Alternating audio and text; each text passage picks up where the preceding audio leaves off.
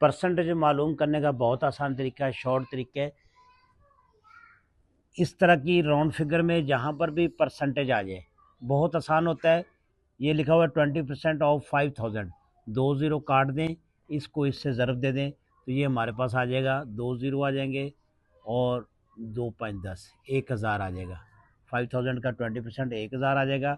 25% of 400, तो ये 2 zero काट दें तो 4 को 25 से ज़रब देंगे, 100 आ जाएगा।